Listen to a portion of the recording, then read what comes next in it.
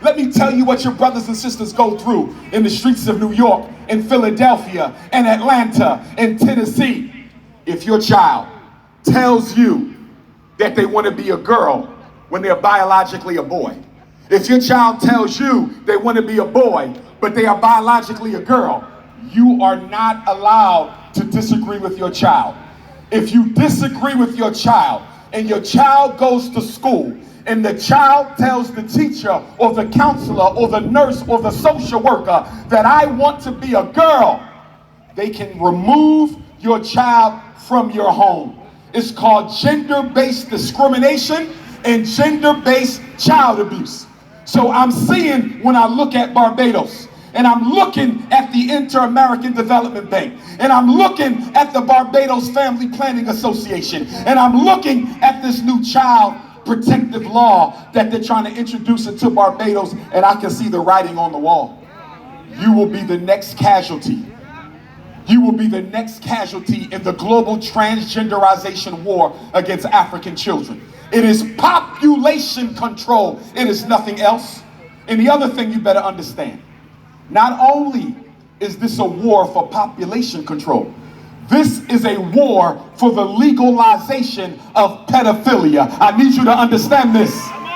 This is a war for the legalization of pedophilia. And I want you to understand, the two movements are related. They work together in the dark.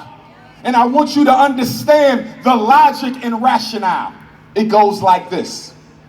If the Barbadian people allow the Barbadian government to say it is legal for a child under the age of 18 to decide they want to transform themselves into the opposite gender, the pedophile movement is looking at that, and the pedophile movement is saying, if a 12-year-old Barbadian girl can decide to reassign her gender to that of a boy at 12, doesn't that also mean she's old enough to decide to have sex at 12?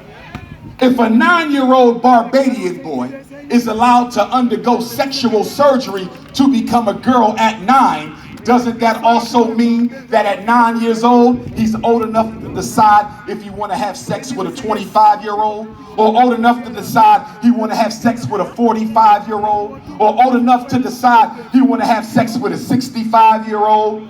I'm telling you right now, and you will live to see the proof of my words. After they push transgenderism on your children, they are then going to push sexual emancipation on your children. You don't believe me? I want to read you something really quick. First of all, is this information any good to you, brothers and sisters? Are you learning about what they're doing to our children? This is an assault on African life around the world, brothers and sisters.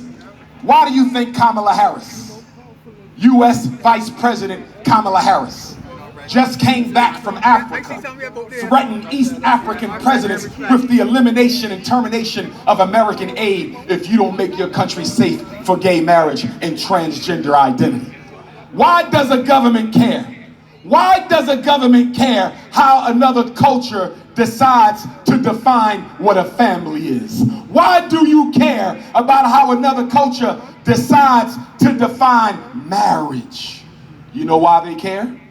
I have to introduce transgenderism into every Caribbean island. I have to introduce transgenderism into every African country. I have to introduce transgenderism into every black community, because only if I can brainwash the children into becoming a transgender, I never have to worry about any more black babies being born.